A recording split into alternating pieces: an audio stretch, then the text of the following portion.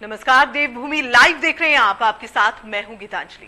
CM Dhami ने drone से केदारनाथ धाम के कार्यों का निरीक्षण किया। केदारनाथ धाम पुनर्निर्माण प्रोजेक्ट पीएम नरेंद्र मोदी का ड्रीम प्रोजेक्ट है। अब ऐसे में सीएम ने अधिकारियों के कार्यों में और तेजी लाने के निर्देश भी जारी किए हैं। पर्याप्त उपकरणों की व्यवस्था सुनिश्चित करने के निर्देश दिए गए हैं। तो पर्याप्त उपकरणों की व्यवस्था सुनिश्चित की जाए, ये तमाम जो अधिकारी हैं उनको निर्देश जारी कर दिए गए हैं। ये प्रोजेक्ट पीएम नरेंद्र मोदी का ड्रीम प्रोजेक्ट कहा जाता है और इसी वजह से इसे और तेजी से करने के और सही तरीके से करने के निर्देश जो हैं वो सीएम ने जारी कर दिए गए हैं। सीएम ने अधिकारियों के कार्यों में और तेजी लाने के निर्देश दिए हैं। ये निर्देश जारी कर दिए गए हैं। साथ ही आपको बता दें कि पर्याप्त उपकरणों की व्यवस्था सुनिश्चित करने के निर्देश दिए गए हैं, यानी कि जितने भी उपकरण चाहिए, जितने भी उपकरण वहां पर मौजूद हैं अभी उनके जिनसे काम किया जा रहा है, और उपकरणों को सुनिश्चित किया जाए कि अगर कुछ और जरूरतें हैं काम को तेजी से करने की तो वो भी बताया जाए। केदारनाथ धाम पुनर्निर्माण प्रोजेक्ट पीएम नरेंद्र मोदी का ड्रीम प्रोजेक्ट है। दरअसल उत्तराखंड त्रासदी के बाद यहां पर लगातार काम जो है वो जारी है और लगातार जो यहां पर उस त्रासदी के बाद जो भी नुकसान हुआ था उसको ठीक दुरुस्त करने की जो व्यवस्था है वो हो रही है। कुलदीप राणा हमारे संवाददाता इसी खबर पर ज्यादा जानकारी के साथ में मौजूद हैं। कुलदीप, चूंकि ये ड्रीम प्रोजेक्ट कहा जाता है पीएम का और अब दिशा निर्देश भी जारी कर दिए गए हैं, काम जल्दी शुरू किया जाए और जो जरूरी उपकरण है उसको भी सुनिश्चित किया जाए, उसके लिए भी इन्फॉर्म किया जाए कि क्या चाहिए, यानी कि कुल मिलाकर जो तेजी से ये काम होने की निर्देश जारी कर दिए गए हैं। जी बिल्कुल। आज मुख्यमंत्री पुष्कर सिंह धामी ने ड्रोन के जरिए श्री केदारनाथ धाम के पुनर्निर्माण कार्यों का निरीक्षण किया। उन्होंने साफ तौर पे जो प्रधानमंत्री नरेंद्र मोदी का ड्रीम प्रोजेक्ट है उस कार्य को जो उन्होंने मॉडल बनाया था उनके अनुरूप कार्य करने के निर्देश अधिकारी को दिए थे। इसके साथ ही उन्होंने जो यहाँ पे तमाम तरह के कार्य चल रहे हैं पुनर्निर्माण तेजी लाने के निर्देश दिए। उन्होंने कहा कि अगर जो श्रद्धालुओं का आस्था का प्रमुख केंद्र है श्री केदारनाथ धाम, प्रधानमंत्री ने मास्टर प्लान के तहत जो पूरा वहां पे निर्माण कार्य किया है, उनके मार्गदर्शन में वहां पे निर्माण कार्य चल रहा है, तो वो उसी के अनुरूप भव्य तरीके से बनाया जाए। इसके अलावा उन्होंने तो प्रधानमंत्री जी के विजन के अनुरूप कार्य पूरा करने के भी उनको अधिकारियों को निर्देश दिए। समयबद्ध और गुणवत्ता परक जो ये पूरा कार्य किया जाए, इस तरह के उन्होंने यहाँ पे निर्देश दिए। इसके अलावा जो द्वितीय चरण के कामों में उन्होंने तेजी लाने के निर्देश दिए, क्योंकि ये द्वितीय चरण के कार्य वहाँ पे चल रहे हैं। इससे पहले जो प्रथम चरण के कार्य हुआ तो उसमें मंदाकिनी और सरस्वती नदी के किनारे घाटों का निर्माण हुआ था, आस्था पथ का वहाँ पे निर्माण हुआ था। तो जो द्वितीय चरण के अब कार्य चल रहे हैं उसमें शंकराचार्य जी की समाधि सबसे प्रमुख है और शंकराचार्य की समाधि का भव्य निर्माण वहाँ पे हो रहा है। संतराल के कार्य लगभग पूरे हो चुके हैं। वहाँ पे शंकराचार्य जी की जो समाधि है उसमें ब्रिज का कार्य जल्द हो जाएगा। कुलदीप, जिस तरह से आप जानकारी दे रहे हैं कि कई अहम जो जगह है वहां पर इस काम को बहुत तेजी से किया जा रहा है और बड़े जो किसी भी तरह की कोई तकनीकी खामी ना हो इसका भी ख्याल रखा जा रहा है, लेकिन जो अधिकारी वहां पर हैं जो इस काम में लगे हैं, इस प्रोजेक्ट में लगे हैं, उनका क्या कहना है? अभी कितना वक्त और लग जाएगा? देखिए, क्योंकि ये हमारा केदारनाथ का धाम जो है ये मध्य हिमालय में है और 11,500 की ऊंचाई पर बसा धाम है। क्योंकि यहाँ पे भारी ठंड होती है, इस कारण पुनर्निर्माण के कार्यों में कई बार दिक्कतें आ जाती हैं। वहाँ पे अचानक मौसम खराब हो जाता है। इसमें जो पुनर्निर्माण के कार्य चल रहे हैं उसमें विलंब आ जाता है मौसम परिवर्तन की वजह से। इस वहाँ पे जो कार्य वहाँ पे चल रहे हैं उनको काफी देर लग जाती है उनको करने में, काफी विषम परिस्थितियां हैं। तो इसलिए हालांकि उसके बावजूद भी जो वहाँ पे संबंधित कार्यदायी संस्थाएं चाहे वो निर्माण से जुड़ी एजेंसियां को या जो संबंधित पेयजल और स्वास्थ्य जैसे संबंधित एजेंसियां हैं, बिल्कुल, चाहे किसी भी चीज की जरूरत हो या फिर जो निर्देश जो जारी किए गए हैं, जो निर्देश अब जारी किए गए हैं उनका पालन अधिकारियों को करना होगा। और अगर किसी चीज की जरूरत है, किसी व्यवस्था को दुरुस्त करने की जरूरत है तो उसके लिए भी फौरन इन्फॉर्म करना होगा। मुख्यमंत्री के आदेश। बहुत बहुत शुक्रिया इस पूरी जानकारी के लिए। और सीएम पुष्कर सिंह धामी ने सचिवालय में मोबाइल एप्लीकेशन उत्तराखंड भूकंप अलर्ट ऐप का शुभारंभ किया है। उत्तराखंड राज्य आपदा प्रबंधन प्राधिकरण, आपदा प्रबंधन विभाग एवं भारतीय प्रौद्योगिकी संस्थान रुड़की के सौजन्य से बनाए गए इस ऐप के माध्यम से भूकंप से पहले ही चेतावनी मिल जाएगी। उत्तराखंड ये ऐप बनाने वाला पहला राज्य है। इससे जन सुरक्षा में मदद मिलेगी। इस ऐप के माध्यम से भूकंप के दौरान लोगों की लोकेशन भी जानी जा सकेगी। उत्तराखंड भूकंप अलर्ट ऐप को गूगल प्ले स्टोर से डाउनलोड आप कर सकते हैं। उत्तराखंड भूकंप अलर्ट ऐप का शुभारंभ हुआ।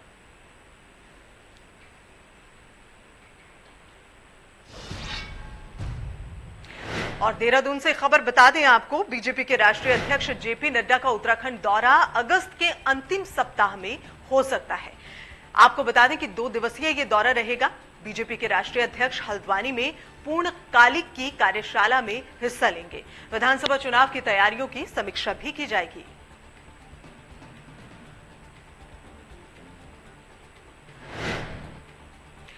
और जिलाधिकारी डॉक्टर आर राजेश कुमार ने स्मार्ट सिटी का निरीक्षण किया। शहर में चल रही स्मार्ट सिटी के कार्यों का निरीक्षण किया है। ये निरीक्षण औचक निरीक्षण है।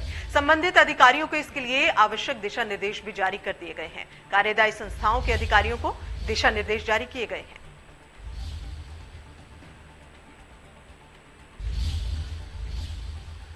और आज पतंजलि योगपीठ के महामंत्री आचार्य बालकृष्ण का जन्मदिन है। ये दिन पतंजलि द्वारा जड़ी बूटी दिवस के रूप में मनाया जाता है। इस अवसर पर आज पतंजलि की यज्ञशाला में यज्ञ हवन कार्यक्रम हुए। साथ ही इस दौरान स्वामी रामदेव और आचार्य बालकृष्ण ने रक्तदान भी किया है। इस अवसर पर पत्रकारों से बातचीत की और इसमें बाबा रामदेव ने कहा कि पतंजलि द्वारा जड़ी बूटी दिवस के रूप में इसे मनाया जाता है और इस दिन को बहुत ही खास तरीके से मनाया गया है, जिसकी तस्वीरें आप देख सकते हैं। रक्तदान किया है बालकृष्ण के अलावा बाबा रामदेव ने। हवन पूजन कार्यक्रम का आयोजन किया गया जिसमें कई लोगों ने हिस्सा लिया। हमने जड़ी बूटियों के द्वारा लोगों को जीवन दान मिले अभियान शुरू किया और साथ में पूज्य आचार्य बालकृष्ण जी ने, मैंने और हमारे सभी कार्यकर्ताओं ने, हजारों कार्यकर्ता आज पूरे देश में रक्तदान कर रहे हैं। तो ये रक्तदान, ये जड़ी बूटियों का रोपण और अंगदान के लिए मैंने और पूज्य आचार्य श्री ने, हमने खुद अंगदान किया हुआ। और ऋषिकेश और उसके आसपास के क्षेत्रों में साइबर क्राइम के मामले लगातार बढ़ रहे हैं। ऐसे में साइबर क्राइम करने वाले लोग अलग अलग तरीके से लोगों को ठगते हैं, लालच देते हैं, लाखों रुपए की धनराशि बैंक खातों से गायब भी कर देते हैं। अब ऐसे में डीआईजी नीरू गर्ग ने ढालवाला क्षेत्र में साइबर क्राइम सेल का उद्घाटन किया, जहां पीड़ित संपर्क कर सकेंगे। आपको यह भी बता दें कि साइबर सेल केवल साइबर क्राइम के निपटने के लिए ही नहीं है, बल्कि साइबर क्राइम से बचाव के लिए भी लोगों को जागरूक करती है।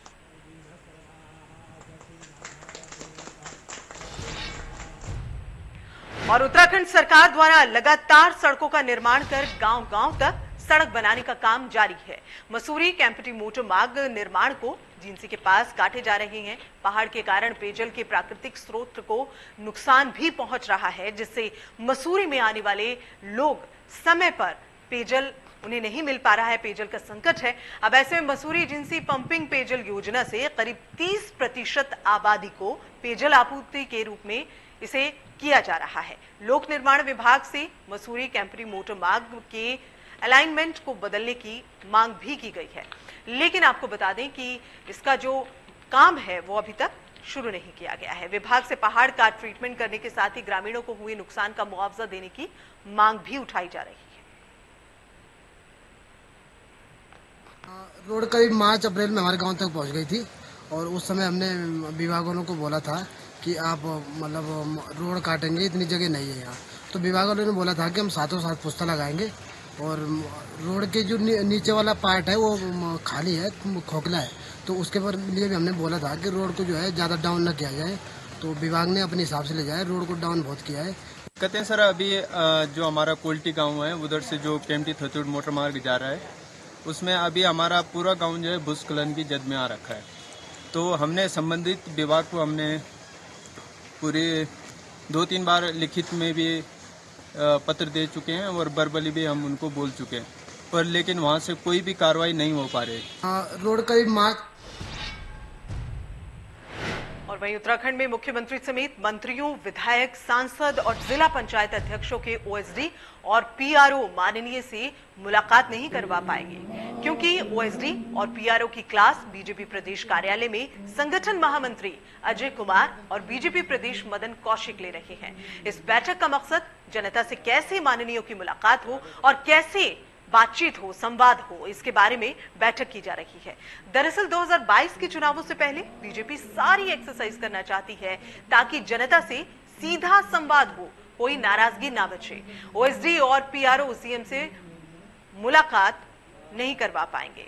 ओएसडी और पीआरओ की क्लास जो है वो चल रही है, ले रहे हैं मदन कौशिक, और इस बैठक का मकसद जनता से सीधी बातचीत जो है, सीधा संवाद कैसे हो, इस पर बातचीत जारी है। और लैंसडाउन वन प्रभाग के लाल पानी स्नेह रोड पर हाथी सुरक्षा दीवार का निर्माण कराया जा रहा है, जिससे हाथियों को आने से रोका जा सके। धन नहीं होने के बावजूद हाथी सुरक्षा दीवार का निर्माण कार्य चल रहा है। ठेकेदार के द्वारा यह निर्माण कार्य करवाया जा रहा है। इस संदर्भ में वन प्रभाग के डीएफओ दीपक सिंह का कहना है कि अभी हमारे पास बजट नहीं है जो ये काम किया जा रहा है, और इसके साथ ही एजेंसी के बेस पर यह काम करवाया जा रहा है। कोट द्वार के साथ साथ चारों ओर ये निर्माण कार्य चल रहा है। कुंभी चौड़, लालपानी और ये जो ग्रास्टनगंज का क्षेत्र है, इसमें हाथियों का आवागमन काफी ज्यादा बढ़ गया है। तो इसी को देखते हुए वहाँ पे हाथी दीवार का बनाया जाना प्रस्तावित है। तो जैसे ही बजट उपलब्ध कराया जाएगा उसमें कार्य शुरू कराया जाएगा। और जो अभी कार्य चल रहा है वो किस रूप में चल रहा है? तो उसमें जो है जहाँ पे अर्जेंसी की वजह से जहाँ पे हाथियों का मूवमेंट ज्यादा है, तो उसको अर्जेंसी को देखते हुए उसमें काम कराने की बात की जा रही है। मैं जब मौके पे पहुंचा तो मैंने ये पाया है कि जो ये हाथी सुरक्षा दीवार का निर्माण किया जा रहा है, ये मानकों के अनुरूप नहीं किया जा रहा है। और इसमें ऐसा भी लगता है कि कहीं ना कहीं जो स्थानीय विधायक हैं डॉक्टर हरक सिंह रावत जी, वो अपनी दबंगई से इस दीवार को बना रहे हैं और इसके जो मानक हैं वो पूरे फुलफिल नहीं। और रुड़की की लक्सर क्षेत्र के जय भगवान हत्याकांड का खानपुर पुलिस ने खुलासा किया है। जय भगवान की हत्या उसकी पत्नी ने ही अपने भाई के साथ मिलकर की है। लक्सर सीओ बीएस चौहान ने पत्रकारों को यह जानकारी देते हुए बताया है कि जय भगवान 13 जुलाई को घर से गायब हुआ था, जिसकी गुमशुदगी की रिपोर्ट भी दर्ज कराई गई थी। खानपुर थाना इंचार्ज अभिनव शर्मा की अगुवाई में एक पुलिस टीम का गठन किया गया। पुलिस टीम मामले की तहकीकात में जुट गई है। हत्यारिन अर्चना को गिरफ्तार कर लिया गया है, जबकि भाई और बेटा फरार है। उनकी भी जल्द ही गिरफ्तारी की बात पुलिस कर रही है। जो मृतक जय भगवान है, जो गुमशुदा था, अब पता चला उसकी हत्या कर दी गई है। उसकी पत्नी अर्चना को अरेस्ट किया गया है। 2 अभियुक्त इसमें और सम्मिलित है, जो लाश वगैरह को ठिकाने लगाने के लिए सम्मिलित रहे हैं, उनकी तलाश की जा रही है। और डेड बॉडी की जो है बाणगंगा में जो है सर्च करवाया जाए, जल्द पुलिस के द्वारा सर्च कराया जाए। और इसी बीच रुक करें बड़ी खबर की ओर, जो कि देहरादून से आ रही है। 3 सरकारी स्कूलों के प्रिंसिपल को कारण बताओ नोटिस जारी किया गया है। प्रिंसिपल के स्कूल से नदारद रहने पर यह नोटिस जारी किया गया है। मुख्य शिक्षा अधिकारी का औचक निरीक्षण किया गया, जिसके बाद कई खामियां पाई गई। स्कूलों में सोशल डिस्टेंसिंग का पालन भी नहीं हो रहा। सहसपुर और सेलाकुई के स्कूल का यह मामला है।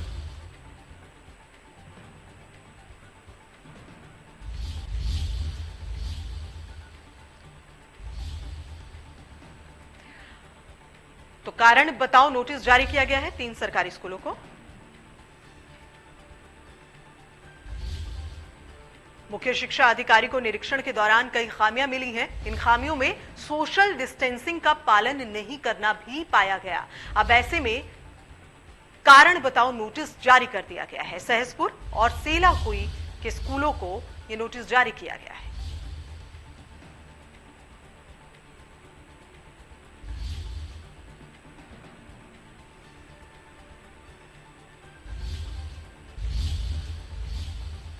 और कांग्रेस का 3 दिवसीय मंथन, जिसका कि आज अंतिम दिन है, ऋषिकेश में 5 अगस्त तक चलेगा।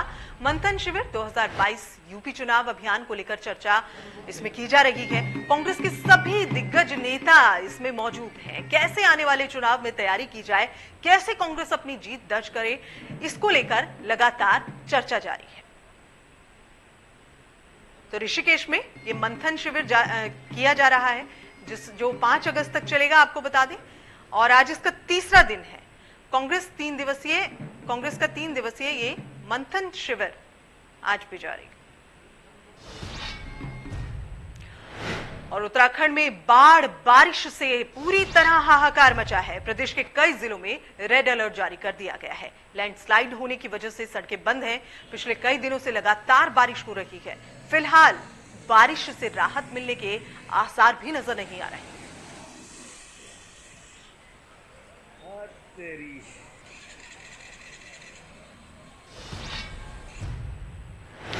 और उत्तराखंड में स्कूल खोले जाने के फैसले को चुनौती। स्कूल खोलने के फैसले को हाई कोर्ट में चुनौती दी गई है। याचिका पर आज सुनवाई होनी है। चुनौती में कोरोना को बताया गया है कारण, और हरिद्वार के निवासी ने यह याचिका दायर की थी। तो बच्चे स्कूलों में कैसे सुरक्षित होंगे या नहीं होंगे, क्योंकि कई स्कूलों में ऐसी खामियां पाई जा रही हैं। सोशल डिस्टेंसिंग का पालन नहीं है और जितनी भी रोकथाम होनी चाहिए वो इंतजाम नाकाफी है, जिसके चलते हरिद्वार के एक निवासी ने यह याचिका दायर की। तो उत्तराखंड में स्कूल खोलने की तैयारी है, लेकिन इस पर एक याचिका जो है वो दायर की गई है एक स्थानीय निवासी की ओर से, जिसमें उन्होंने स्कूल खोलने के निर्णय को गलत बताते हुए ये याचिका दायर की है।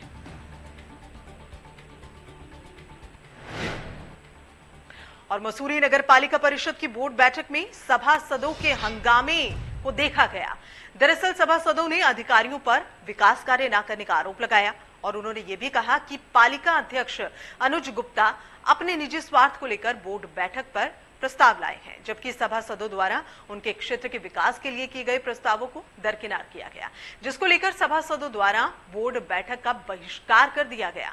सभी सभासदों द्वारा एजेंडे की कॉपी तक फाड़ दी गई। वहीं बोर्ड बैठक में चल रहे हंगामे को लेकर पालिका अध्यक्ष अनुज गुप्ता द्वारा ना बोलने पर सभासदों ने नाराजगी भी जाहिर की। मसूरी नगर पालिका परिषद की बैठक में यह हंगामा देखा गया।